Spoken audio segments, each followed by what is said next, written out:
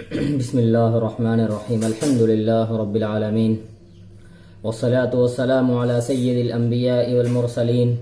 محمد بن عبد اللہ الامین وعلى آلہ واصحابہ وازواجہ وذریاتہ اجمعین الى یوم الدین اما بعد فاعوذ باللہ من الشیطان الرجیم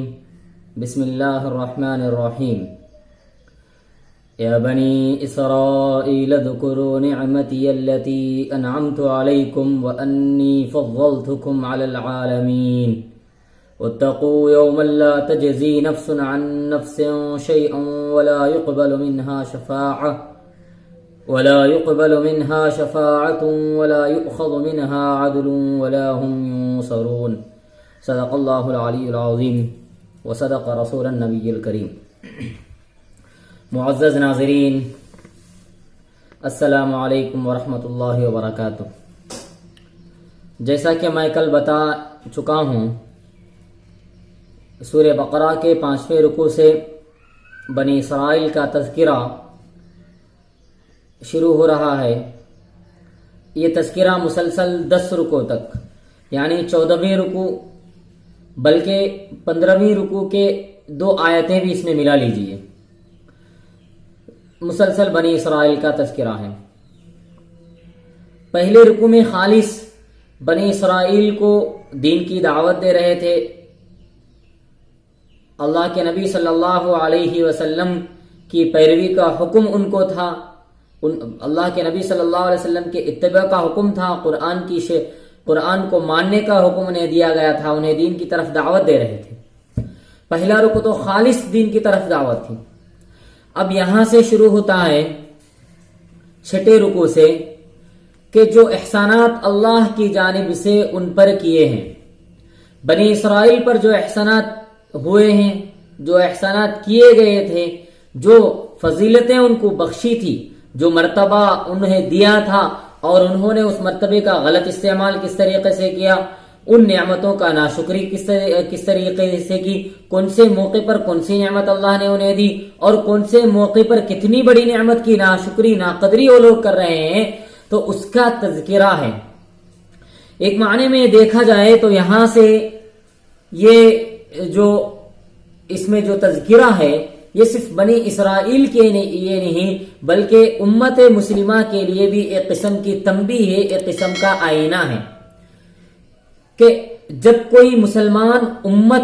بگڑ جاتی ہے، خراب ہوتی ہے، اللہ کے احکامات کے خلاف بغاوت کرتی ہے، اللہ کے نبی کے بتائے ہوئے طریقے میں اپنے طریقوں کو شامل کرتی ہے، اپنے حساب سے اس میں رد و بدل کرتی ہے اور اپنی منمانی زندگی گزارنا شروع کرتی ہے اور اللہ کے قرآن کو، اللہ کے بتائی ہوئی شریعت کو ٹھکراتی ہے، جھٹلاتی ہے، تو اس وقت یہ چیزیں، یہ برائیاں ان کے اندر پیدا ہوگی.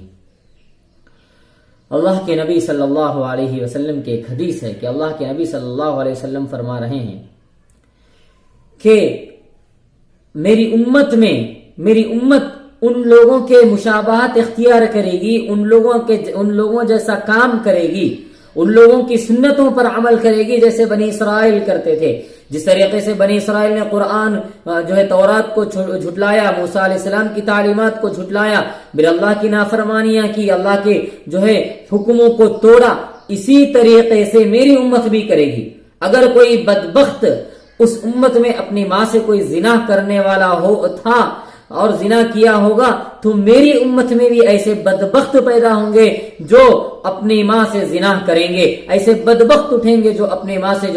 زنا کا ارتکاب کریں گے، اتنا بڑا گناہ کریں گے. اور اللہ کے نبی صلی اللہ علیہ وسلم یہاں تک بتا دی کہ ایک جوتی جیسا پیر کے 2 جوتی جس طریقے سے سیم رہتے ہیں، ایک جیسے رہتے ہیں، تو اللہ کے نبی نے کہا جس طریقے سے ان کی سنتیں تھیں، ان کے کرتوتیں تھیں، ان کے اعمال تھے، اسی طریقے سے میری امت کے اعمال بھی ایک جیسے ہوں گے. یہ اللہ کے نبی صلی اللہ علیہ وسلم کی ایک وعید، ایک حدیث میں ایک پیشین گوئی ہے.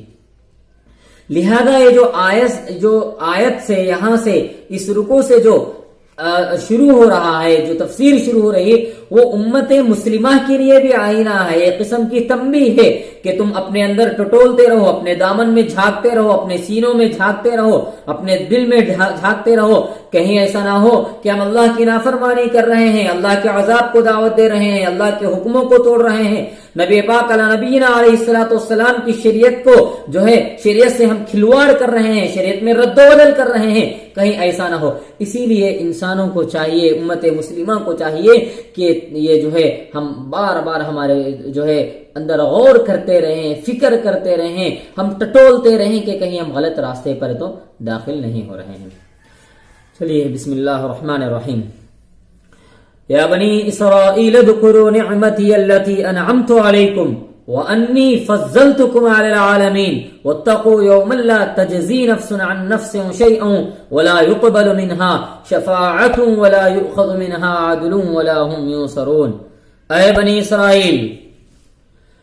میرے اس احسان کو یاد کرو جو میں نے تم پر کیا ہے،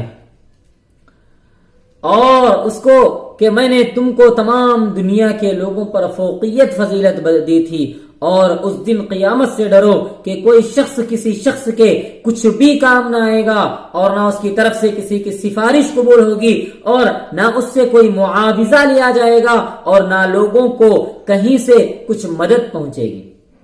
اس میں بنی اسرائیل پر احسان کا ذکر ہے، نعمت کا ذکر ہے، انعام کا ذکر ہے۔ اس میں سب سے بڑا احسان یہ ہے، بنی اسرائیل پر جو احسان کیا گیا تھا، اس میں سب سے بڑا احسان یہ تھا کہ بنی اسرائیل میں دنیا کی بادشاہت کے ساتھ ساتھ دین کی سلطنت بھی تھی، اس میں پیغمبروں کو پیدا کیا گیا تھا، بنی اسرائیل میں دین کی سلطنت بنی اسرائیل کے ہاتھوں میں دی گئی تھی۔ اللہ تبارک و تعالیٰ انہیں یاد دلا رہے ہیں کہ بنی اسرائیل کے لوگوں، تم ایسے کیسے بھول سکتے ہو،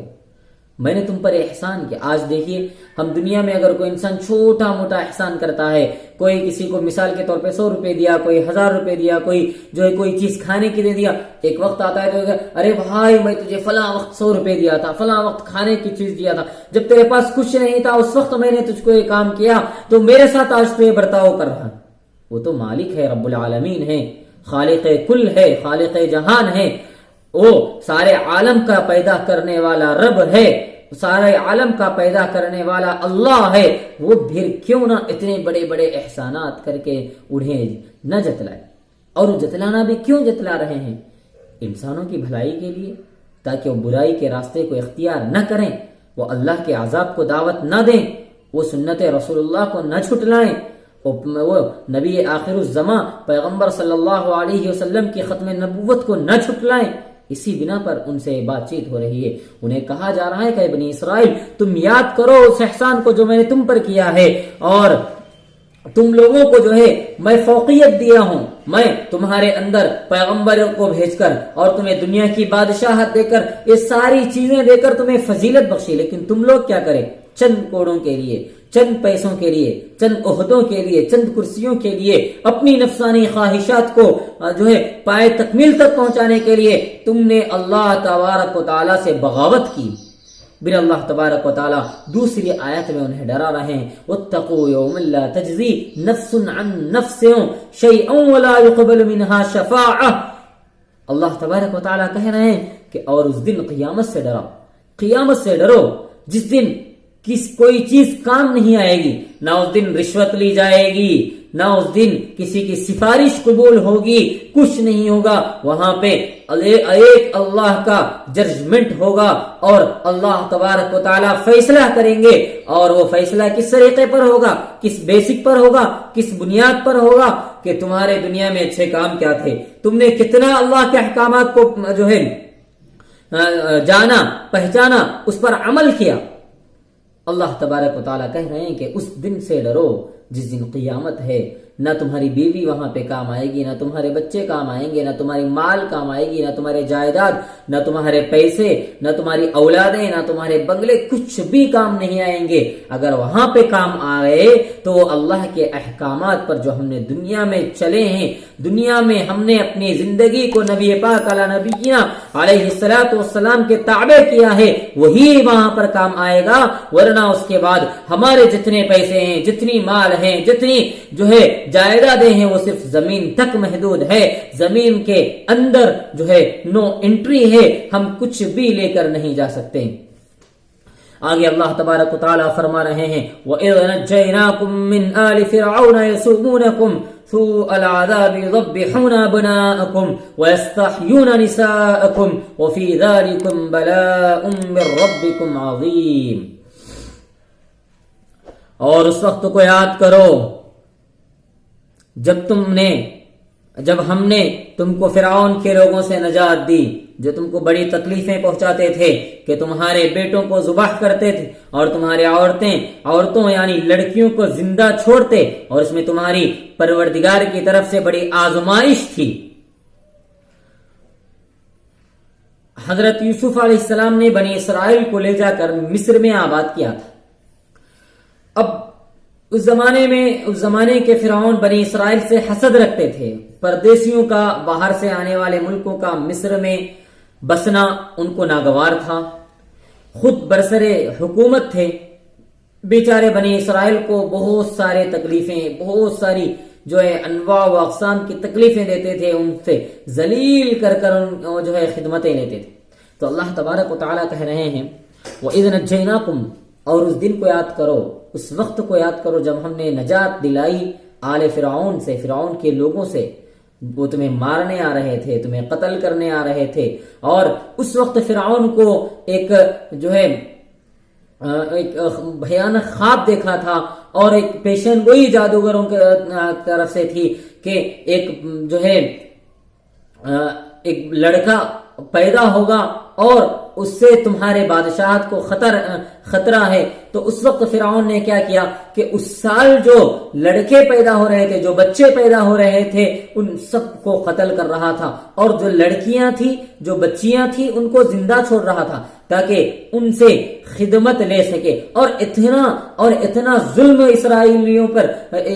بنی اسرائیل پر ہو رہا تھا کہ مردوں کو قتل کرتے تھے، ان کی عورتوں کے ساتھ جو ہے بدسلوکی کرتے تھے، ان کی عورتوں کو اپنے غلام بنا کر رکھتے تھے، ان سے زیادتی کرتے تھے، طرح طرح کی گندے حرکتیں ان سے کرتے تھے، اور ان بچوں کو مار ڈالتے تھے۔ یہ الگ بات ہے کہ اللہ تبارک و تعالیٰ اپنے فضل سے موسیٰ علیہ السلام بھی جو اسی سال پیدا ہوئے ہیں، لیکن ان کی پرورش فرعون کے گھر میں ہی کی، اتنا بڑا ظلم ان پر کرتے تھے۔ تو اللہ تبارک و تعالیٰ کہہ رہے ہیں کہ اس دن کو یاد کرو جب ہم نے تمہیں نجات دلائی ہے۔ وَإِذْ فَرَقْنَا بِكُمُ الْبَحْرَ فَأَنْجَيْنَاكُمْ وَأَغْرَقْنَا آلَ فِرْعَوْنَ وَأَنْتُمْ تَنْظُرُونَ، اور جب ہم نے تمہاری وجہ سے دریا کو پھاڑ دیا، پھر ہم نے تم کو بچا دیا اور فرعون کے لوگوں کو ڈبایا اور تم دیکھ رہے تھے۔ اللہ تبارک و تعالیٰ اس میں کہہ رہے ہیں کہ کیا تم نے نہیں دیکھا، تمہارے لیے تو ہم نے سمندر کے راستوں کو کھولا ہے، ہم نے سمندر کے راستوں کو اس لیے ہموار کیا، اس لیے کھولا، سمندر میں راستہ اس لیے بنایا تاکہ تم اس پار سے اس پار آسانی کے ساتھ جاؤ، تم فرعون کی تکلیفوں سے، فرعون کی ظالمانہ ظلم سے، فرعون کی جو ظلم تم پر ہو رہا ہے، تم اپنے آپ کو بچاؤ، اپنے اہل عیال کو بچاؤ، اپنے گھر والوں کو بچاؤ، اپنے قبیلے کو بچاؤ، اپنے خاندان کو بچاؤ۔ اسی وجہ سے ہم نے تو تمہیں سمندروں کے بیچ سے راستہ دیا تھا تاکہ تم اس پار جا سکو۔ لیکن اور یہ منظر جو چل رہا تھا، جو سمندروں میں سے راستہ ہونا، پھر یہ لوگوں کا ادھر جانا، پھر فرعون کا سمندر میں آنا، پھر سمندر فرعون کو فرعون کو ڈبو دینا، یہ ساری چیزیں تم لوگ جو ہے دیکھ رہے تھے، اپنی نظروں کے سامنے دیکھ رہے تھے، احسان ہم نے تم پر کیا ہے۔ انشاءاللہ ان سارے ان واقعات کی تفصیل سورہ طٰہٰ اور سورہ قصص میں، سورہ اعراف میں آگے چل کر آئے گی۔ وَإِذْ وَعَدْنَا مُوسَىٰ 40 لَيْلَةً ثُمَّ اتَّخَذْتُمُ الْعِجْلَ مِن بَعْدِهِ وَأَنْتُمْ ظَالِمُونَ، اور جب ہم نے موسیٰ سے 40 راتوں کا وعدہ کیا، پھر تم نے ان کو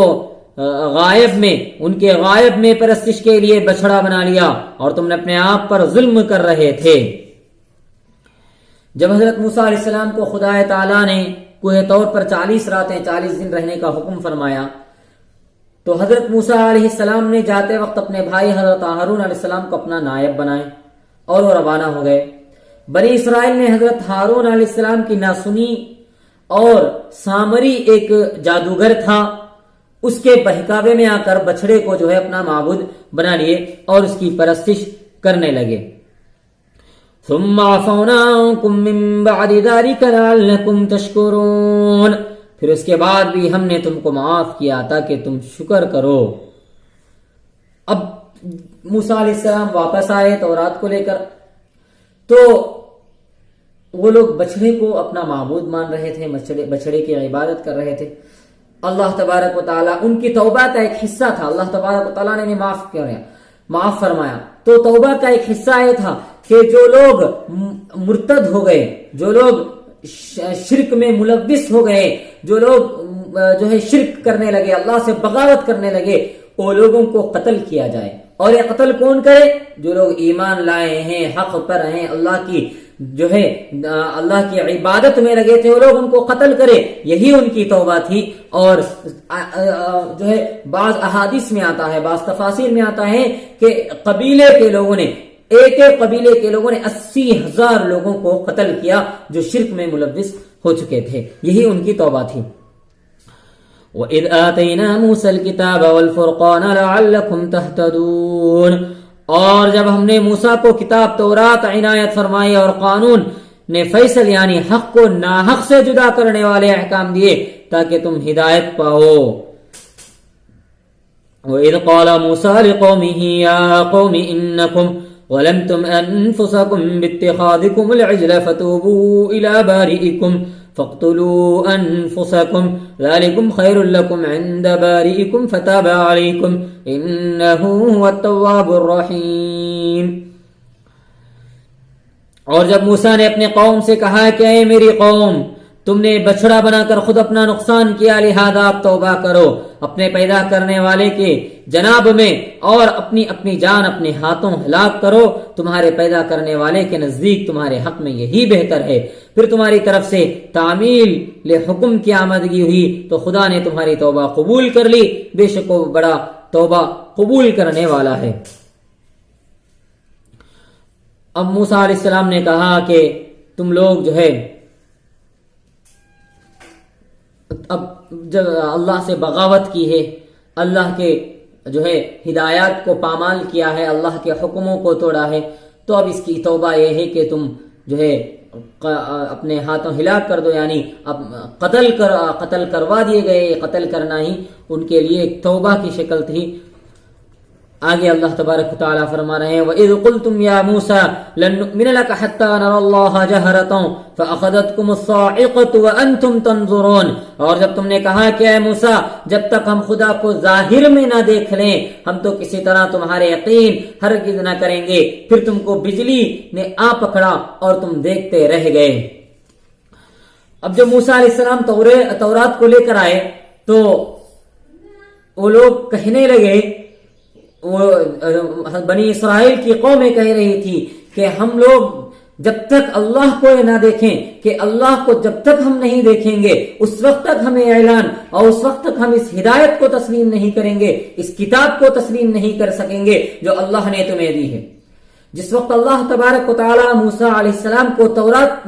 دینے کے لیے 40 دن کا عہد لے کر 40 دن کا وقت دیا تھا کہ تم 40 دن عبادت میں آؤ، کوہ طور پر رہو، 40 دن 40 راتیں وہاں پہ گزارو، تو اس وقت حضرت موسیٰ علیہ السلام اپنے ساتھ 70 آدمیوں کو لے کر کوہ طور پر گئے تھے۔ اور جب وہ 70 آدمیوں نے تورات کو سنی، اس کے کلمات کو سنے، اس کے آیات کو سنے، تو پھر یہ کہنے لگے کہ جب تک ہم اللہ کو نہیں دیکھیں گے اس وقت تک ہم اس پر ایمان نہیں لائیں گے، اور اس وقت تک ہم جو ہے آپ کی باتوں کو تسلیم نہیں کریں گے، اور اس وقت تک جو ہے ہم اس کتاب کو نہیں مانیں گے، لہذا ہمیں اللہ کو دکھائیے، ہمیں اللہ کو دیکھنا ہے۔ ظاہر ہے کہ کسی انسان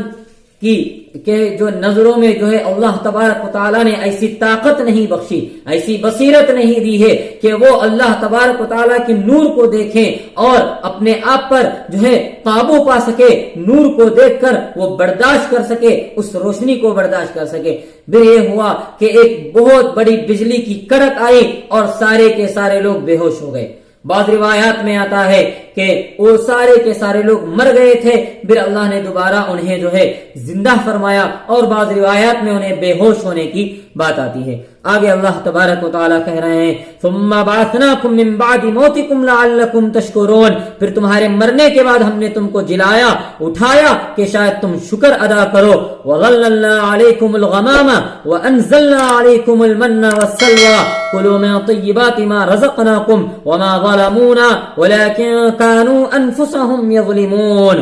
اور ہم نے تم پر ابر کا سایہ کیا اور تم پر من و سلوا بھی اتارے کہ کھاؤ پاکیزہ چیزیں جو ہم نے تم کو دی، اور ان لوگوں نے ہمارا تو کچھ نقصان نہ کیا لیکن اپنا ہی نقصان کرتے رہے۔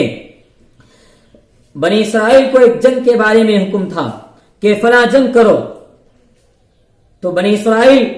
اس سے مکھر گئے، اللہ کے اس احکام کے خلاف نافرمانی کی، اس کے جو ہے عذاب میں اللہ تبارک و تعالیٰ انہیں جنگلوں میں گھماتا رہا، نہ انہیں کوئی منزل ملی، نہ انہیں کوئی ٹھکانہ ملا، نہ انہیں کوئی شہر ملا تاکہ وہ جس میں رہ سکیں، نہ ان کے سروں کے اوپر چھت تھا، وہ گرمی سے پک رہے تھے اور بھوک کے مارے تڑپ رہے تھے، سسک رہے تھے۔ ایسے وقت میں اللہ تبارک و تعالیٰ نے ان پر رحم کیا، ان پر کرم کیا، مزید یہ کیا کہ ان کے چھتوں پر جو ہے بادل کے سائے کو کھڑے کر دیا، جس سے وہ ٹھنڈک انہیں ملتی تھی، جو دھوپ کی تپش سے وہ لوگ بچتے تھے، دھوپ میں جلنے سے وہ لوگ بچتے تھے۔ اب کھانے کی بات آئی تو پھر اللہ تبارک و تعالیٰ نے انہیں من و سلوا اتارا۔ من جو ہے ایسا اترتا تھا کہ جیسے شبنم کے مانند، جس طریقے سے شبنم پتوں پر اترتا ہے، اسی طریقے سے جو ہے من اسے کہتے ہیں جو شبنم کی شکل میں پتوں پر اترتا تھا۔ وہ ایک میٹھی قسم کی چیز تھی، پھر اس کے بعد وہ دانے بن جاتے تھے، پھر اس کا سلوا جو ہے ایک بڑیر، ایک پرندے کی شکل میں ہوتا تھا جو ان کے اطراف آتے تھے، سبوں کی تعداد میں وہ ان کے آس پاس، وہ قوم کے آس پاس آ کے جمع ہو جاتے تھے، اور جب وہ لوگ پکڑنے جاتے تھے تو وہ لوگ ہاتھ میں مل جاتے تھے۔ اب وہ لوگ جو ہے اس سے کھانا کھاتے رہے اور ایک لمبی مدت تک ان کے اوپر من و سلوا اترتا رہا اور لذیذ کھانا اللہ کی جانب سے ملتا رہا، لیکن وہ لوگ لیکن انہیں حکم تھا کہ تم اس کو بچا کر نہیں رکھ سکتے۔ اب اس وقت کا کھانا ہے، مثال کے طور پہ صبح کا وقت کا کھانا ہے تو تم لوگ صبح کے وقت کھا لیں، دوپہر کے لیے کچھ بچا کے نہ رکھیں۔ دوپہر کا وقت کا کھانا ہے تو دوپہر میں ہی کھا لیں، رات کے وقت کچھ بچا کر نہ رکھیں، یہ انہیں حکم تھا۔ لیکن وہ لوگ اس میں بھی اللہ کی بغاوت کریں، اس میں بھی اللہ کے احکام کو پامال کیا، اس میں بھی اللہ کی بات کو نہیں مانی کہ وہ لوگ کیا کریں، گوشت کو جو ہے وہ پرندوں کو لوگ پکڑتے تھے، اس کے گوشت کو بچا کر رکھتے تھے، جس کی وجہ سے وہ سڑ گیا، خراب ہوا۔ پھر یہ لوگ کہنے لگے کہ اللہ سے کہ یہ لوگ جو ہے فرمائش کرنے لگے، ہم روزانہ ایک ہی کھانا کھا کر بیزار ہو گئے ہیں، اب ہمیں کوئی اور چیز کھانے دیجئے، ہمیں ترکاری کھانا ہے، ہمیں زمین سے پیداوار چیزیں کھانا ہے، ہمیں اب من و سلوا نہیں چاہیے، ہمیں کھانا نہیں چاہیے جو اتر رہا ہے، ہم اکتا رہے ہیں، ہم بیزار آ چکے ہیں۔ پھر اللہ تبارک و تعالیٰ نے ان کے لیے جو ہے کہا وَإِذْ قُلْنَا ادْخُلُوا هَٰذِهِ الْقَرْيَةَ فَكُلُوا مِنْهَا حَيْثُ شِئْتُمْ رَغَدًا وَادْخُلُوا الْبَابَ سُجَّدًا وَقُولُوا حِطَّةٌ نَغْفِرْ لَكُمْ خَطَايَاكُمْ وَسَنَزِيدُ الْمُحْسِنِينَ۔ اللہ تبارک و تعالیٰ نے کہا کہ اور جب ہم نے تم کو کہا کہ اس شہر یا ایک شہر میں داخل ہو اور اس میں جہاں چاہو فراغت سے کھاؤ اور دروازے میں سجدہ کرتے ہوئے داخل ہو اور حتتن یعنی بخش دے کہتے ہوئے جاؤ، اور ہم تمہارے قصور معاف کر دیں گے اور نیکی کرنے والوں کو زیادہ ثواب دیں گے۔ تو اللہ تبارک و تعالیٰ نے انہیں حکم دیا کہ ایک آگے تمہارے آگے ایک شہر ہے جسے اریحا کہتے ہیں، شہر اریحا، تو جب تم اس میں داخل ہو جاؤ، اس میں اب من پسند کی چیزیں جو زمین سے پیداوار ہوتی ہیں، جو چیزیں چاہے وہ چیزیں اس میں کھاؤ، فراغت سے کھاؤ، لیکن داخل اس طریقے پر ہونا کہ کہ تم اللہ کا شکر کرتے ہوئے داخل ہو، تم سجدے کی حالت میں داخل ہو، تم سجدہ کرتے رہو اور اللہ کا شکر کرتے رہو کہ اللہ نے تمہیں جو ہے رہنے کے لیے ٹھکانہ دیا ہے، ایک شہر دیا ہے، ایک شہر پر تمہیں فتح حاصل کی ہے۔ تو جب اس میں داخل ہوگے تو اس طریقے سے داخل ہونا کہ تم اپنے سروں کو جھکاؤ، اس طریقے سے سجدہ کرتے ہوئے اللہ کا شکر ادا کرتے ہوئے۔ حتتن کا لفظ دیا گیا کہ اللہ سے مغفرت طلب کرتے ہوئے، اے اللہ ہمیں بخش دیجئے، اے اللہ ہمیں بخش۔ حتتن کے معنی آتے ہیں بخش دینے کے، کہ وہ انہیں یہ لفظ سکھایا گیا کہ حتتن کہتے ہوئے اندر داخل ہو، لیکن وہ لوگ کیا کرے، وہ لوگ اس کے برعکس اب یہاں بھی اللہ کے حکم کو توڑا، اللہ کی نافرمانی کی۔ اللہ نے کہا کہ بخشتے ہوئے جاؤ، وہ لوگ حتتن کے لفظ کو تبدیل کرے اور وہ کہنے لگے حنتتن کے معنی گندم، گیہوں۔